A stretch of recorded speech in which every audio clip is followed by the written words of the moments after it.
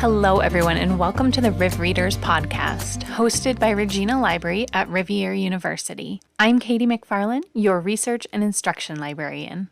Just one note before we get started, our next Riv Reads book club meeting will be held November 26th on the second floor of the library. We'd love for you to join us for snacks, drinks, reading time, and discussion. This episode, we're talking with one of our business faculty members, Professor Kevin Wayne. So, hi, Kevin. How are you? Great. Good morning, Katie. Thanks for having me on the show. Thank you for joining us. I'm so excited. It's been a while since we've done a faculty member. Oh, great. Hopefully I won't be the last one for a while. Doesn't go so well. So thanks for having me. It's great. What have you been up to in terms of projects or? Did a lot of research on AI this summer. That's the latest thing. So staying up to date on that. Yep. Got a couple of papers in the works, which should lead to a book a couple of years down the road. So big projects. How many books have you written so far? There's 2 volumes of the kind of the debunking conventional wisdom Yep. series. So that 2 of those came out in 2017. Okay.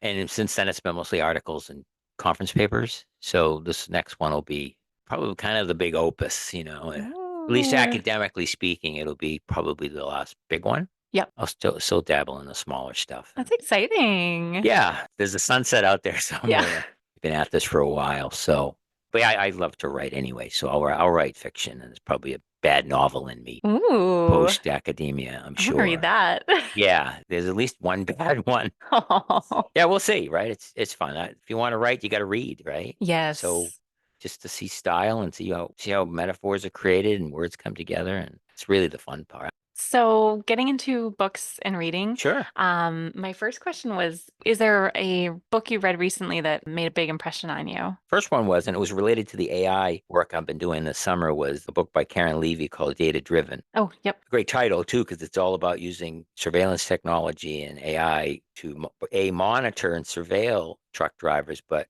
eventually replace long haul. The 3.5 million long haul truck drivers, which society needs to find something for these people to do when that happens. And I'm not saying it's tomorrow, but they can do it right now if the political will was there. So, Sure. And it's going to cut costs, and it's probably safer. So hard to argue with that. It's just if you're on the other end of that and you're out of a lifestyle that you like, or we're doing by just lack of other alternatives. Yeah. I think that's the problem with AI in general. A lot of the things I read this summer is I think there's massive job displacement coming. We talk about that in class. So our students are going to have to deal with that themselves, but also manage through it. Everybody says, no, we've been through this before with farm combines and other types of technology and looms and automated presses. And sure, but the pace of technology now, I don't think it's even close to what we've had before. It's just so fast. Yeah. The cost reductions are just so enticing to a capitalist system, which we are all part of, which is good. It's driven by efficiencies, but it's just good to kind of think about what does that mean for workers and also how to manage through it. And that related to that, another book you got for me this summer, which is kind of just getting into, is Your Boss is an Algorithm. Oh, yeah. This is the next generation of chatbots and instruction giving algorithms that we've got to kind of get used to, because some of them are pretty good and some of them aren't. Right. So how do we interface with this technology? So fascinating stuff. A little scary. Yeah. So eyes wide open, but anything on AI, I usually try to at least take a look at it. Yep. Can't get everything, but because it's not my kind of main thing, but I just need to be conscious of it because our students are going to be facing that, but in the classroom as well, and not just as in careers. It's been definitely like a big discussion point among us at the library and different teams on campus. Yeah. Especially when it's wrong, and sometimes it is, or it withholds information, or it's just, you're like, that's just not right. Right. Or like you said, kind of sifting through the good versus the bad. It scours the web, like ChatGPT scours the web. There's a lot of stuff out there that's not right, and it falls victim to that, just like we do.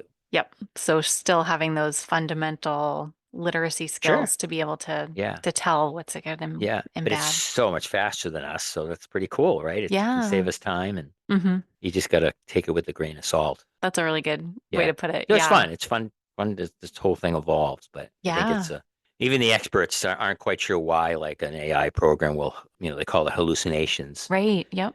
Like, why did it make that up? They truly don't know. The experts don't know. Like, I don't know why it did that. Slightly scary. Things fail, Hmm. just like people. So yeah. And another book this summer, Hmm. from here again, was a book called Who Owns This Sentence, which is all about copyright. Oh, okay. Yep. Just a fascinating history of where it came from and what's the point, what is it versus trademarks, other things, patents, all these things. So, Yeah. And that has a huge tie-in with AI and, intellectual property, especially with like artists and oh, sure. people who are like, AI is Oh, scraping yeah. our work. And Yeah. And it goes all the yeah. way back to whenever Napster had its, Yeah. with, Yep. pirate digital recordings. And it was, hey, that's cool. I can get free music. I'm like, yeah, but it's stealing. And there's an Right. artist behind that, a Who's not getting publisher, and paid. there's a system and there's jobs Mm-hmm. and it's somebody's work. Mm-hmm. So it's a tricky thing. So I think the courts, we've Yeah. got a pretty robust system of legal structure to take care of intellectual property in this country. But yeah, I think you got to reward the incentive to create, whether it's for profit or just an artistic vocation. So I'm one of those, I could literally spend all day reading and watching instructional documentaries and videos on YouTube. I could just, A lifelong learner. yeah, it's just fun for Yeah. me. It's just interesting, even if it has nothing to do with my discipline or. Well, even, yeah, stuff that's seemingly unrelated, there's always ways to fold it in and Oh yeah, I'm a huge movie nut. So I love documentaries as well. So it's a documentary I think put out by PBS, which is called Particle Fever. It was about the Large Hadron Collider in Switzerland. okay. Very academic type of thing, very theoretical. Not the most useful in the here and now, but so were radio waves when they were invented. They didn't Yeah, know about this thing called a radio with music and news on it and podcasts, when absolutely. they created radio waves. But even still, you look at how they come together as a team, they work on something, they build something new. It has all these parallels to which Totally. we teach and are going out into and Those our skills. graduates to create and work in. So Yeah, so you can really, totally that's take something. stuff from it. Yeah, Yeah. yeah. So it's really good stuff. Thinking about like what genres you love to read, it sounds like a lot of nonfiction. Yeah, I do. And part of that's the discipline. Yeah. So I have to stay current. And I don't teach 200-year-old books. Yeah. Some days I wish I did, but I need to know what happened this morning. The business discipline is constantly changing and evolving. So to stay relevant, you got to stay with it, at least at a topical level. Sure. Sometimes just as a diversion, I'll read like this week on my table at home. I've got an old Jack Kerouac book that sometimes I'll just read a few pages Yeah. just for something totally different, this unstructured, Mm-hmm. messy, but creative. He's not for everybody, but sometimes it's a stream of consciousness. He's all over the Sure. place. Some of the real uptight types think it's garbage, but it's incredibly creative. You look at it and it gives your other side of your brain a chance to think Yeah, that's so in an important. unstructured way, just kind of let it go. And I think that's for someone that reads a lot of nonfiction and has to teach X's and O's. I think that's really good to see that. And I think if you can somehow get them together, that's maybe use some weird, unstructured Yeah. method to get across some rigid, structured lesson. Yeah, or kind of like, what do they call it? Like a brain dump, almost like just Yeah. get all the ideas Oh, yeah. out and just throw them on a paper. Yeah. Yeah. And again, just see, just from style, see what words are being used and so maybe it sticks. Yeah. A little diversion. I wish I had more time for fiction. I really do, but I just, the day job is the nonfiction kind of takes over, Hmm. which I like, but sometimes I wish I had a little more time. Sure. So yeah, a little bit of everything, I guess. So, but from a fiction standpoint, I don't read horror, I don't read murder mystery thrillers, I don't read fantasy, I'll use the economic from a time standpoint way of doing that, which is the movies. I'll put 2 hours into a movie for a good story like that, Yes. but not the 20 Sure. hours for the book. Now, what is the Jack Kerouac title? Oh, this one's Big Sur. So again, the knock on him is it's several of these books, really same character, but publisher made him use different names. Oh, interesting. Yeah, but it's the same guy. The real negative take on it is the drunken travelogue because he's on the move. He's in New York. He's in San Francisco. He's in the Big Sur area at his friend's cabin in this particular book. Friends and music and jazz and there's an author who is his first book, The Town and the City, which is kind of like this really juxtaposition of his hometown of Lowell and New York City. Oh, okay. It's the name, and if it's a traditional novel, but it's really really good. And then he left that behind. Well, and those are really interesting because it's almost like a slice of life was he writing in the 50s, Yeah, 50s 60s? and Yeah. 60s. Yeah. Especially the travel aspect, like seeing more of the country and Sure. Yeah. And the country was opening up, yeah. post World War II and the highway system, everything. Kind of that whole beat generation thing in New York. And he was really a big part of that. Hmm. But that's a great departure for me to read something like that versus a book like Clockwork Orange. I can't make it through 2 pages of that. Yeah. I can't, and I think you have to have the courage as a reader to just say, nope, Yeah, that is so I'm not going to do hard. this, or at least in this point in my life, I can't absorb this. And if you're reading it for fun and it's not, I mean, you got Exactly. to make some kind of an investment. It's that time commitment again. Yeah. Yeah. Like I have to revisit Faulkner's Sound and the Fury because I was 50 pages in and I was already introduced to like 12 people and I was lost because I was leisure reading Yeah. and I needed to be a little bit more at the edge of my seat. I needed to pay attention a little bit more and I wasn't. I Mm. picked up that book thinking it's going to be great. Hmm. Everybody says it's great. And I think it is because the writing is phenomenal. Even though it was fascinating, I said, for what I'm trying to get out of leisure reading, I don't want to work this hard right now. Just like we're in that mindset. Yeah, I want something a little more loose. I was already lost. I didn't want to start over. So that's on my list to someday tackle again and Oh, cool. maybe with less distractions. After you get that magnum opus out of the Yeah, way. yeah. And it's okay to admit this so little time, so much to read. Exactly. That is really the key problem. You can't read everything. You'd love to, but you can't. That's why when you have something that's really not working for you, just life's too short, leave it, just drop it. Yep. I won't suffer through something that after 100 pages is singing something to me. I think about 100 pages is usually that cutoff that people will say. Yeah. Now this question, I did some choices. Okay. So either a book that changed your perspective on a particular issue or a book that has had the biggest impact on your life. I don't think there's been a book that's just like, wow, this is like the ground moved under my feet, type of thing. Not yet, anyways. I don't know. Could be Faulkner. Yeah, it could be my own work someday. You never Yes. know. But I did when I was, I don't know, probably in my 20s, I read, and I'm not ashamed to say this, but because I've evolved from a political economy, sociological, everything. You just learn and the moods change, the ideas change. But I read Ayn Rand's Atlas Shrugged Oh, sure. somehow because it's just so incredibly repetitive. But what we could say in a paragraph, she'll do in 5 pages. And that gets pretty old pretty quick. Uh-huh. But a great writer nonetheless, and an interesting story and all that, just from a philosophical standpoint. It's like extreme libertarian capitalism Hmm. kind of run amok a little bit. It's a little bit of the greed is good thing. And there Mm. is, the profit motive, the incentive. That's why we have great pharmaceuticals. That's why we have great companies. Google wasn't started as a philanthropy, Right? Sure. that kind of thing. These were money making things.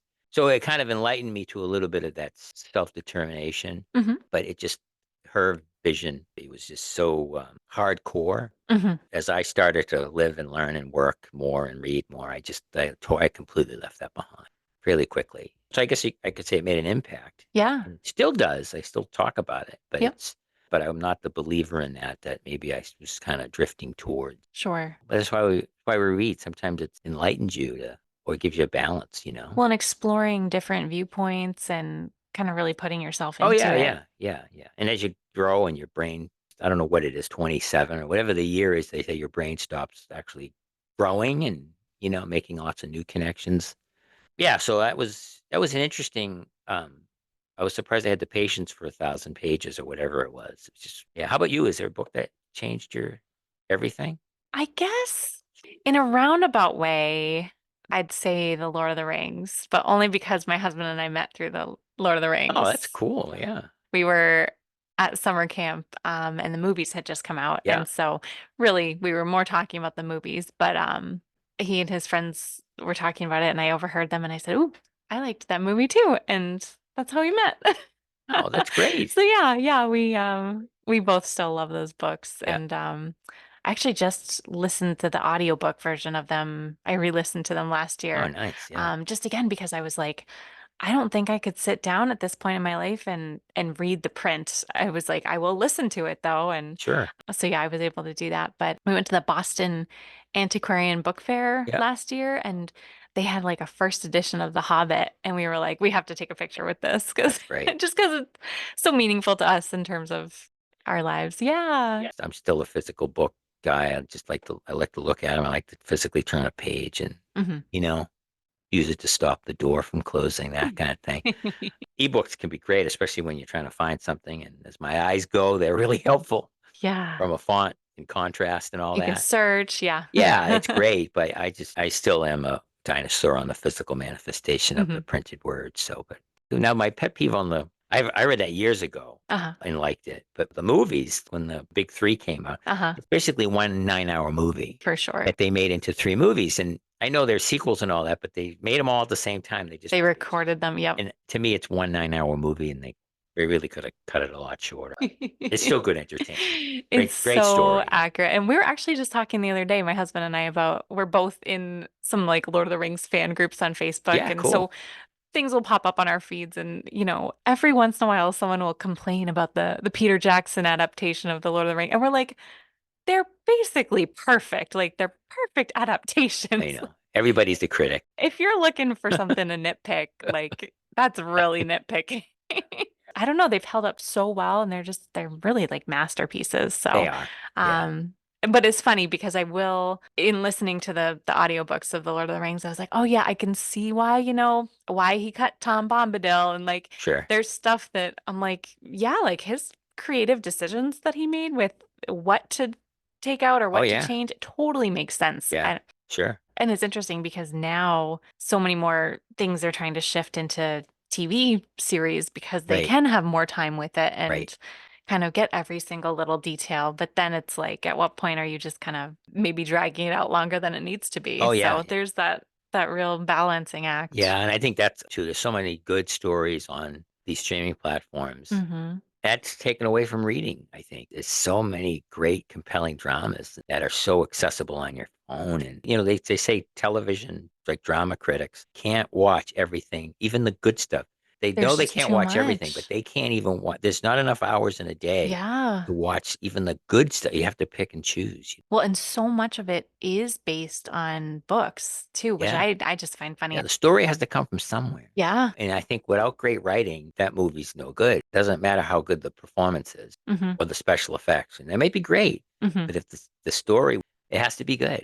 So the writing is critical. Yep. So, Which I think is like we had a really good example with Game of Thrones. oh yeah, yeah. Just seeing where, like when they ran out of source material from the books and then things just went downhill. Yeah, it's fascinating stuff too. Well, this is kind of a different question. Where do you usually discover new books?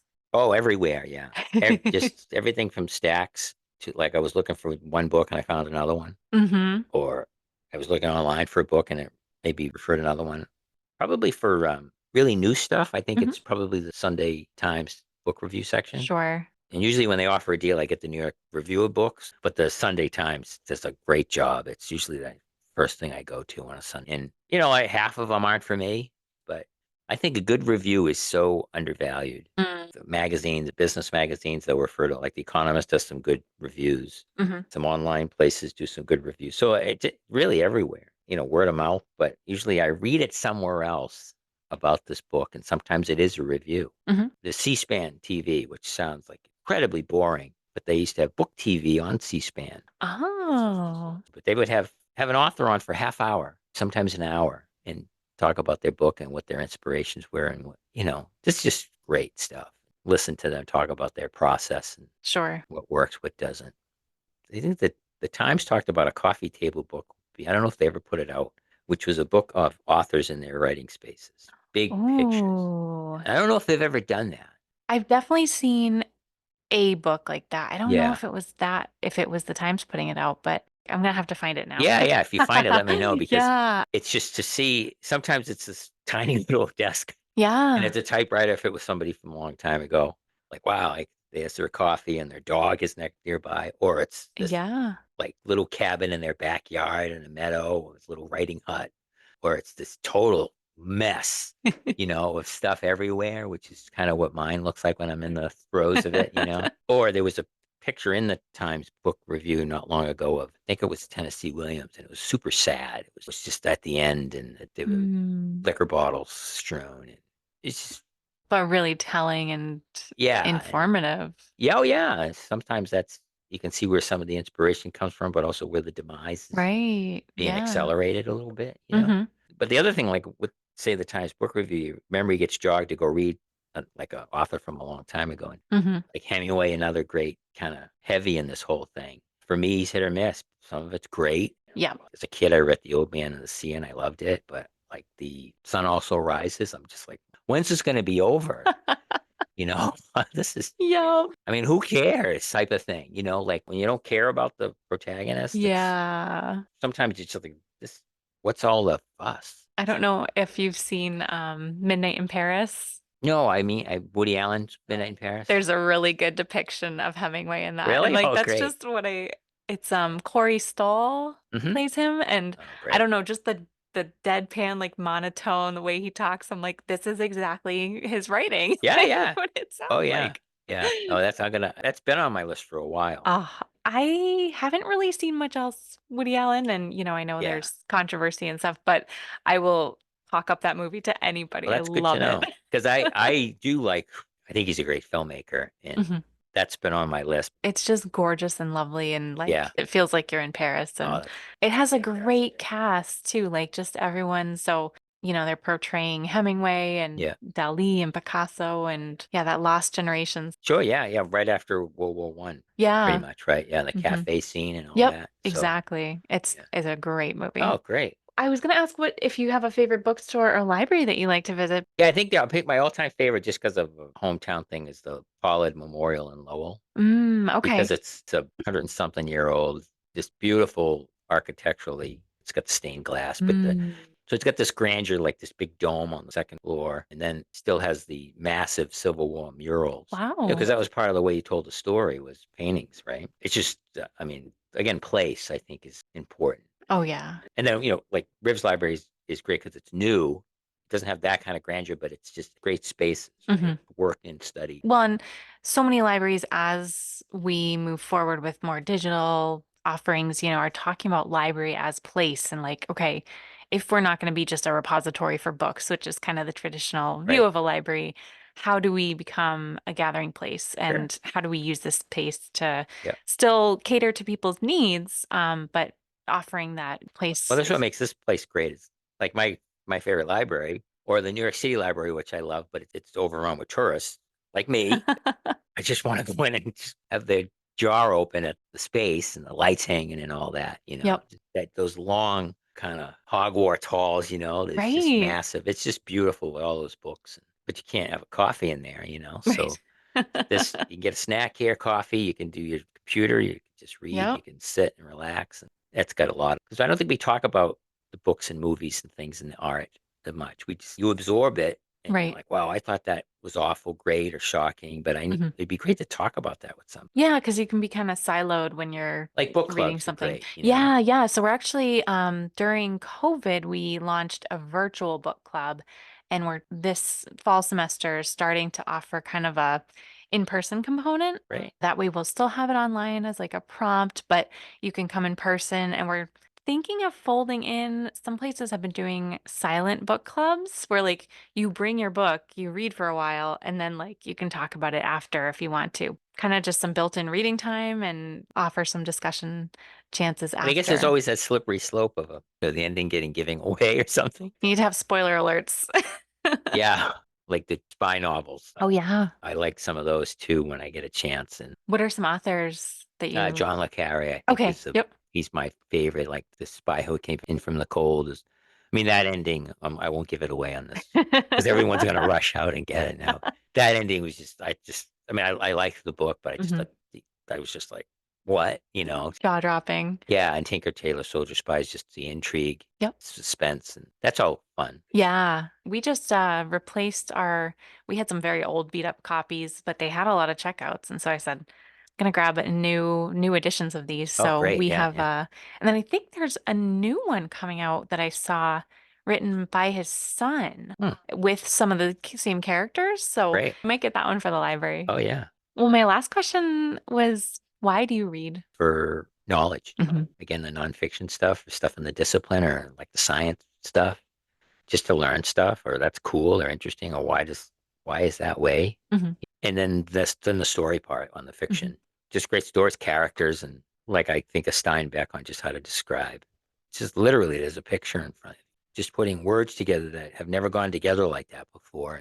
And like, wow, that I feel like I can see that fence and that woods and the house, and I can know exactly what it looked like. Yep. Without being a architectural blueprint. So yeah, and that makes me a better writer too when I read good writing. So yeah, knowledge first, story, entertainment second, and then maybe help with the craft myself is by reading others.